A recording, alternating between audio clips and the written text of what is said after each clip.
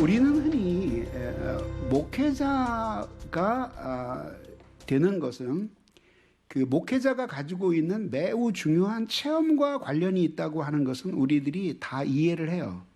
그런데 이제 우리가 실수하는 것 중에 하나는 뭐냐면 목회자가 목회자로서 살아가기 위해서 경험하는 것은 평신도들이 그리스도인으로 살아가기 위해서 결심하는 체험과 종류가 다른 것이라고 생각을 해요. 근데 그렇지 않아요. 그래서 마르틴 루터 같은 사람도 이 점을 설명하면서 이런 식으로 우리에게 풀어줘요. 목회자가 하나님의 말씀으로 잃어버린 영혼들을 위해 섬기도록 부름을 받는 것은 모든 소명 중에서 가장 영광스러운 소명이지만 그러나 그 소명은 평신도로서의 소명과 동떨어진 것이 아니다. 같은 종류의 소명인데 그것은 정도의 문제예요. 정도의 문제. 그래서 그렇게 한 사람으로 하여금 목회를 하지 않을 수 없게 만드는 것은 예수 그리스도의 십자가와 부활 사건에 대한 경험이에요. 자, 그럼 여기서 우리들이 떠오르는 질문이 이거예요. 그러면 목회자는 예수 그리스도의 십자가와 부활에 대해서 경험하고 그럼 교인은 그런 경험이 없냐? 모든 교인이 똑같이 경험을 하는 거예요. 그런데 목회자는 그 경험이 매우 깊고 특별하기 때문에 로이드 존스 목사님의 설명에 의하면 평범한 직업에 종사하며 살 수가 없는 거예요. 그게 목회자의 소명이에요. 사도 바울 이 사람에게 두 가지 편견이 있었어요. 하나는 심리적인 편견이에요. 유대인의 선민 사상에서 비롯된 인종차별주의예요. 유대인 이외의 나머지는 모두 쓰레기 같은 종족들이다 라고 생각을 합니다. 그 또 하나는 뭐냐면 신학적인 편견이에요. 이거는 나사렛에서 태어난 젊은이는 나사렛에서 자란 젊은이 예수는 결코 메시아일 수가 없다라고 하는 확신이었어요. 자, 그런데 담에색으로 가는 길에서 부활하신 예수 그리스도를 만나게 되죠. 부활하신 예수 그리스도를 만났어요. 다른 사람에게서 들었으면은 부인할 수 있었을 텐데 직접 만났어요. 그리고 그분의 음성을 듣고 대화를 나누었어요. 근데 그거는 사도 바울에게 있어서 엄청난 경험이었어요. 이 사람은 그렇게 호락호락한 무지한 사람이 아니었어요. 근데 이 사람에게 두 가지 커다란 모순된 명제가 서로 대립을 이루게 되었던 거예요. 그게 뭐냐면 예수 그리스도가 십자가에 못 박혀 죽으셨어요. 이것은 뭐냐면 하나님의 저주를 받은 거예요. 왜? 하나님 앞에 불순종하거나 죄를 지었기 때문에 그에 대한 하나님의 공정한 심판이 내린 게 바로 저주의 죽음이었어요. 근데 살아났어요. 구약에서 다시 살아났다고 하는 것은 뭐냐면 하나님이 엄청나게 사랑하시거나 인정하셨다는 거죠. 그러면 하나님이 인정하셔서 예수님이 부활했다는 것은 틀림이 없어. 왜? 자기가 확인을 했으니까. 그러면 하나님께 인정을 받으셨다는 거예요. 그러면 하나님이 저주하셔서 십자가에 못 박으실 리가 없었죠. 그리고 못 박힌 것이 사실적인 저주였다면 다시 살리셨을 리가 없는 거죠. 그런데 저주받은 것도 사실이고 다시 살아나신 것도 사실이에요. 그럼 어떻게 된 걸까요? 여기서 사도 바울의 지성을 찢으면서 찬란한 복음의 빛이 들어와요. 그게 뭐냐면 예수가 하나님께 저주받은 것도 사실이었고 그리고 하나님의 인정을 받고 살아난 것도 사실이었다. 그럼 뭐냐? 이 저주가 자기의 죄 때문에 받은 저주였다면 하나님이 인정하실 리가 없지만 이분이 십자가에서 받으신 저주는 자기의 죄 때문이 아니라 하나님이 구원하고자 하는 백성들을 위한 대속적인 죽음이었다는 사실을 밝혀지면서 오히려 그렇게 하나님의 뜻을 따라 저주를 받았기 때문에 하나님께 인정을 받았다는 신학의 결론에 도달하게 되는 거예요. 이러면서 여기서 대속의 교리를 발견하게 됩니다. 그리고 여기에서 사도 바울이 발견하는 게 하나님의 지혜야. 그게 어떤 지혜냐면 구약의 모든 제사들이 바라보며 달려온 궁극적인 실체. 그게 뭐죠?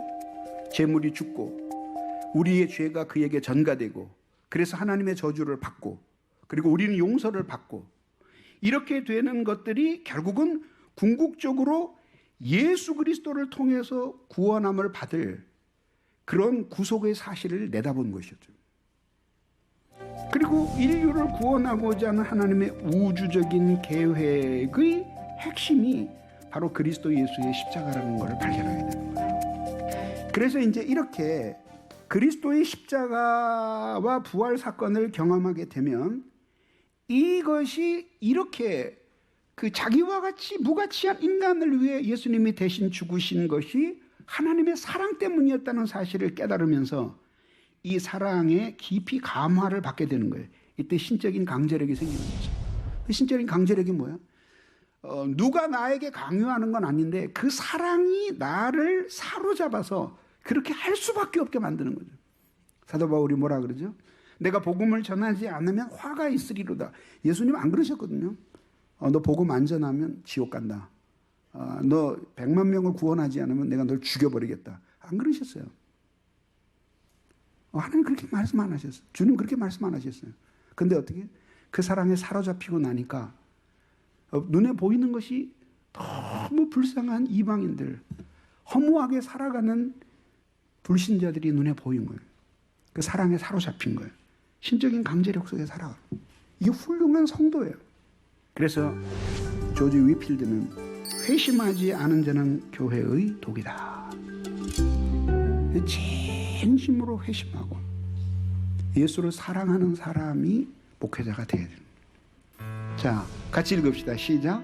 저에게 당신은 무엇이니까? 저는 당신에게 그 자체로 무엇이기에 저에게 당신을 사랑하라 명령하시고 그렇게 하지 않으면 저에게 진노하시고 끔찍한 비참을 내리실 것처럼 경고하시기까지 하나이까? 사실은 저는 그 어거스틴의 이 말을 읽으면서 가슴이 터지는 것 같은 감격을 경험했어요. 그 이유가 뭐냐 하면 우리는 도대체 인간이 무엇인가 그러고 미친 듯이 고민을 해요. 마지막에 도달하는 결론은 뭔지 모르겠는 거예요. 그래서 올더스 헉슬리 같은 사람은 자신의 책 속에서 뭐라고 얘기하죠?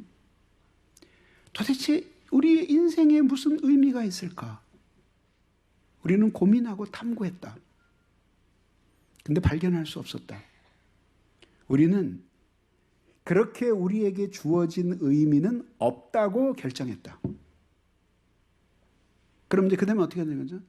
의미는 자기가 만들어가는 거예요. 모든 것은 free, 자유예요. 그래서 올더스 헉슬리가 실제로 LSD, 약물 알죠? 그거를 복용하는 것이 행복에 이르는 길이라고 하는 것을 철학적으로 많이 전파했어요. 그래서 수많은 젊은이들이 마약 중독자가 되는 거예요. 그래서 인간이 진정으로 행복해지기 위해서는 그렇게 정신이 어떤 초월적인 경험에 이뤄야 하고 그러기 위해서 약물의 도움을 받을 수 있다는 근거를 내세우는 거예요. 자, 이렇게 하면서 이제 인간이 무엇인가를 생각하는 거예요. 그래서 결국은 인간이 무엇인가를 탐구해낼 수 있었을까요? 발견할 수 없었죠. 그래서 많은 사람들은 진리가 없기 때문에 인간의 존재의 의미도 규명할 수 없다고 생각해요. 자, 그런데 우리가 행복을 이야기하고 존재의 의미를 이야기할 때는 내가 혼자 스스로 만족하면서 행복한 것도 고려해야 되지만 그것이 정말 객관적으로 타당한 것인가 하는 것도 고려가 되어야 하는 거죠. 만약에 극단적으로 말해서 내가 행복이 내가 느끼는 것에 달렸다고 말한다면 계속 사람을 죽이고 살해하면서 희열을 느끼는 사람들은 그래서 행복하다면 그 사람을 행복한 사람이라고 말할 수 있겠어요? 그럴 수 없거든요. 그래서 이제 어거스틴이 놀라운 고백을 하는 게 뭐냐면 저에게 당신은 무엇입니까?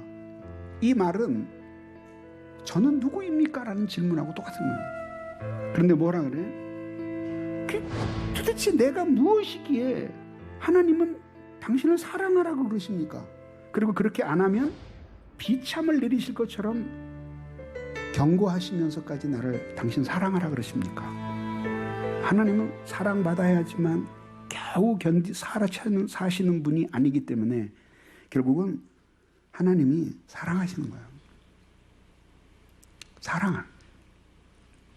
부모는 자식이 태어나지 않았는데도 자식을 사랑하는 거예요.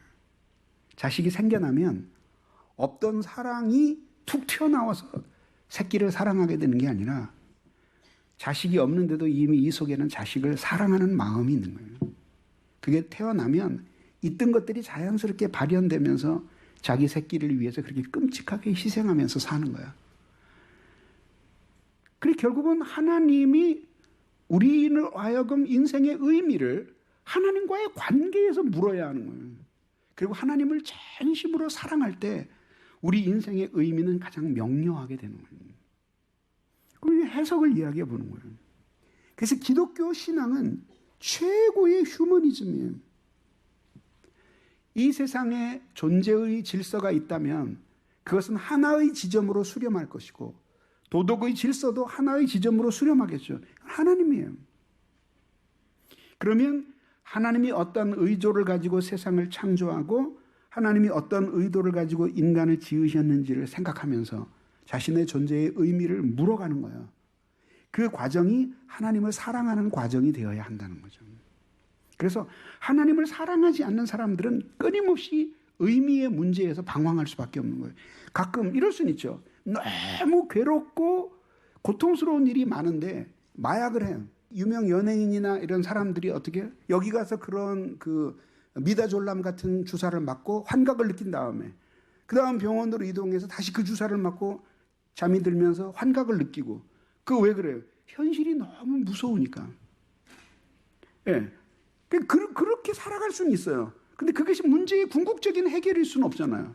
우리 교회에 지금은 교회를 떠나셨는데 싸움을 되게 잘하는 집사님이 있었거든요. 그래서 심지어는 조폭들하고도 한파 뜬대요. 어떻게 그렇게 싸움을 그 나이에 잘하냐 그러니까 목사님 제가 싸움 잘합니다. 근데 그렇게 운동선수 같지도 않아요. 교회 오면 항상 조용한 분인데 그 싸움을 잘한대. 그래서 조폭에서 자기네 편으로 넘어오라고 교섭도 들어오는데 어떻게 그렇게 잘하냐 그랬더니 목사님 비결은 딱 한 가지입니다. 벽돌이 눈앞에 날라와도 눈을 감지 말아야 된다. 어차피 감으나 안 감으나 맞는 건 마찬가지예요.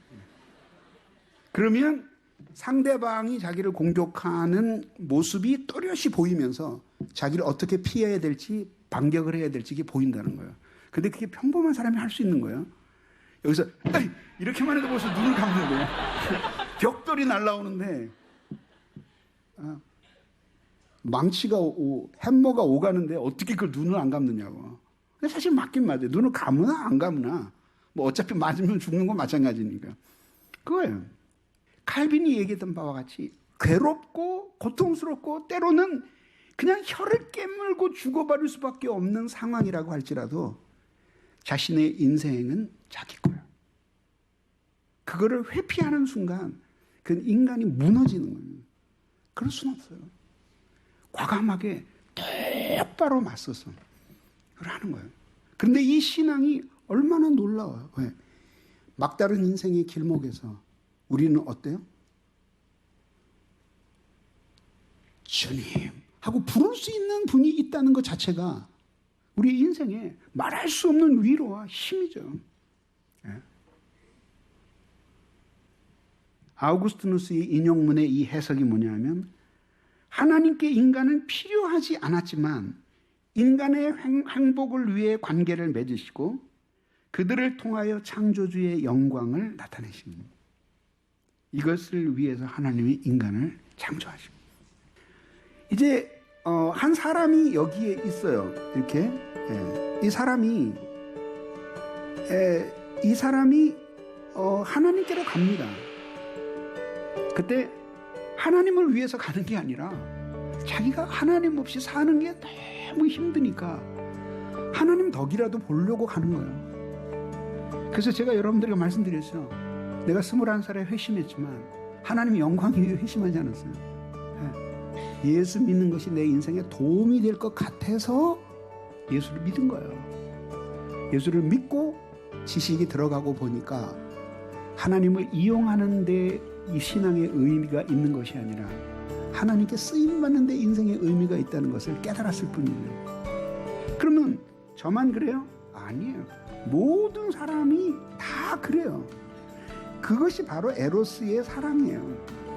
다시 말해서 자기 자신의 행복을 찾는 그 마음이 인생의 막다른 길에서 하나님을 찾아가도록 만든 거예요. 이렇게 하나님을 찾아가도록 만든 거예요. 근데 이것을 하나님은 믿음이라고 해석을 해주시는 거예요. 그런데 그렇게 주님께로 갔더니 주님을 만났어요. 근데 하나님이 사랑이시라는 사실을 깨닫는 거예요. 이걸 깨닫게 해준 가장 중요한 단서가 뭐죠? 그리스도 예수의 십자가와 부활 사건을 통해서 하나님이 정말 사랑이라는 사실을 깨닫는 거예요. 그러면서 사람들은 이해할 수 없네. 주를 보낸 하나님 사랑, 그 사랑이 나를 구속하네. 갈보리의 속죄의 사랑, 깊이 경험한. 그러고 나서 보니까 뭐냐면 이제 나를 위해서 사는 게 의미가 없는 거예요. 왜? 잠시 사라질 것들을 위해서 사는 것이 내 인생의 보람이 아니라는 사실을 깨닫는 거예요. 왜? 예전에는 나를 사랑했기 때문에 나를 위하는 것이 기쁨이었지만 이제 하나님을 사랑하니까 하나님을 위하는 것이 내게 기쁨이 되는 거예요. 그래서 사랑이 생기는데 그 사랑을 우리는 까리타스라고 부르는 거죠. 이 까리타스의 사랑을 가지고 세계를 사랑하고 이웃을 사랑하면서 사는 거예요. 하나님을 사랑하고 세계를 사랑하고 이웃을 사랑하면서 사는 거예요. 그래서 하나님이 우리 인간이라면 마땅히 세계와 인간에게 베풀었을 자비와 사랑을 베풀면서 살고 그들이 나 때문에 행복해지는 것 때문에 즐거워하면서 사는 것이 그게 바로 기독교 신앙의 의미라는 사실을, 인생의 의미라는 사실을 깨닫게 되는 거예요. 자, 그렇게 돼서 결국은 하나님의 사랑은 성령을 통해서 신자의 마음 안에 까리타스를 주셔요. 그리고 이러한 까리타스의 사랑은 끊임없는 은혜의 정동을 통해서 이 까리타스의 사랑이 계속 자라면서 그러면서 이 사랑은 점점 더 성숙하고 굳건한 신앙이 되어가는 거예요. 그래서 우리 나무를 심었잖아요. 그래서 이제 다 공사할 때 퍼다가 다른 데 심었다가 모두 돌아오지는 못하고 그중에 몇 나무는 돌아가시고 그중에 몇몇 식구들은 다시 돌아왔어요. 아주 와요. 그리고 새로운 나무가 와요. 그럼 처음에는 나무가 몸살을 앓아요. 그래서 굉장히 힘들어하고 잎이 다 떨어지고 꼭 죽는 것 같은 느낌을 받아요. 그러다가 이 나무가 그 땅에 뿌리를 내리면서 정착을 해요. 그래서 토질에 적응을 해요. 그러면서 이제 기능이 회복되면서 잎이 쫙쫙 뻗으면서 그러면서 아주 훌륭하게 나무가 성장을 하는 거예요. 그런 것처럼 똑같이 우리가 성령의 은혜로 주님의 사랑을 경험하고 그런 사랑의 마음에 은혜의 정동이 계속 일어나요. 그게 뭐죠? 주님의 은혜, 하나님의 사랑은 참 놀랍구나. 십자가의 사랑이 참 귀하구나. 이거 깨닫는 거예요. 그러면서 우리의 마음이 계속 하나님의 아름다움에 감동을 받고 은혜의 감화를 받으면서 우리의 마음이 계속 선한 마음으로 변화되어 가는 거예요. 그러면서 주님을 사랑하는 마음이 아주 굳게 뿌리 박힌 튼튼한 나무처럼 되어가는 거예요. 모든 게 다 나무죠. 그러나 바람이 불면 쓰러질 정도로 연약한 묘목도 있고 그리고 아무리 모진 바람이 불어도 전혀 흔들리지 않는 그런 거목도 있어요. 그런 삶으로 나아가는 것을 가리켜서 우리들이 영적인 성장 혹은 신앙의 성장이라고 부르는 거예요. 그래서 이런 카리타스의 사랑은 아마레데움, 이런 무슨 뜻이냐면 하나님을 사랑하는 것, 이거예요. 하나님을 사랑할 뿐만 아니라 아마레데움, 하나님 때문에 사랑하는 거예요. 그죠? 그러니까 하나님 때문에 인간들을 사랑해요. 그래서 이 카리타스의 사랑은 하나님의 아가페의 사랑이 여기 있다면 그 사랑을 받은 사람이 이제 하나님뿐만 아니라 하나님 때문에 사랑해야 하는 모든 사람도 함께 사랑하면서 살아가는 사랑이 카리타스의 사랑이에요. 이 카리타스의 사랑을 훌륭하게 보여주신 분이 바로 예수님이에요. 예수님 하나님을 너무 사랑하셨고 그 하나님을 진실로 사랑할 때 불쌍한 사람들을 어떻게 사랑하는지를 보여주신 겁니다. 그러면서 이것들이 그 사랑이 하나가 되어서 보이지 않는 하나님을 향한 사랑을 보이는 사람들이 볼 수 있는 거예요. 이러면서 그렇게 하나님 사랑하는 사람들을 통해서 하나님의 그 사랑의 비밀들을 알려가는 거죠. 그래서 하나님께 사랑을 받고 그 사랑으로 사람들을 사랑해서 그들도 하나님을 사랑하게 만들어주는 이러한 사랑의 목적을 위해서 하나님이 우리를 창조하고 우리를 구원하셨거든요. 그래서 어떻게 하든지 우리들이 우리 때문에 사람들이 하나님을 사랑하는 그런 사람들이 되도록 우리는 그렇게 살아가야 하는 것이죠. 인간은 유한한 사람이에요. 그런데 하나님은 무한해요. 그렇기 때문에 사실은 유한한 인간이 하나님에 대해서 공부한다는 것 자체가 어불성설이에요. 그걸 알기 때문에 하나님은 인간에게 당신을 알 수 있도록 계시를 주셔요. 계시, 이것은 뭐냐 하면 하나님 자신에 관해서 인간에게 알려주시는 거예요. 그래서 그 하나님의 계시를 받으면서 하나님이 어떤 분이신지를 배워가는데 이 계시의 가장 중요한 것이 바로 성경책이에요. 성경. 그래서 이제 여기를 보면 하나님이 누구신지를 배워가는데 원리는 신앙이에요. 그리고 그 원리를 따라서 수단으로 봉사하는 것이 바로 이성이에요. 그러니까 신앙이 잘못되는 것, 신앙이 잘못되는 건 뭐냐면 이성이 신앙의 위로 타고 오르는 거예요. 이건 안 되는 거죠. 그래서 우리가 이성으로 다 알 수 있다면 믿을 필요가 없겠죠. 그래서 언제나 이성은 신앙 아래 복종하면서 하나님의 말씀인 성경을 통해 받아들이는 것을 겸손하게 이해하고 그리고 그것을 토대로 이제 하나님이 어떤 분이신지를 하나하나 배워가는 거예요. 그러면서 이성 때문에 신앙이 깊어지고 신앙 때문에 이성이 온전해지는 것이 그리스도인의 이상적인 신앙생활이에요. 프로슬로기온이라고 하는 이 책에서 캔터베리의 안셀무스라고 하는 사람이 이렇게 말합니다. 오 주님, 저는 당신의 높으심을 꿰뚫어 알려고 애쓰지 않습니다. 어떤 식으로든 그것은 저의 지성과 비교하지 않는 까닭입니다. 하오나 제 마음이 믿고 사랑하는 당신의 진리를 어느 정도 이해하고 싶습니다. 그래서 저는 믿기 위해 이해하려는 것이 아니라 이해하기 위해서 믿습니다. 믿지 않으면 이해할 수 없다는 것을 믿기 때문입니다. 이게 기독교 역사에서 수없이 인용되는 아주 유명한 구절이에요. 그래서 믿음은 이해를, 이해는 믿음을 부르면서 온전해져 가는 거죠. 그래서 신학의 목적은, 하나님을 알아가는 목적은 참 인간으로 하나님과 이웃을 섬기면서 하나님 앞에서 살기 위한 것입니다. 신학은 경건한 신앙을 바탕으로 이루어지는 것입니다. 목적은 하나님을 향한 경배에 있어요.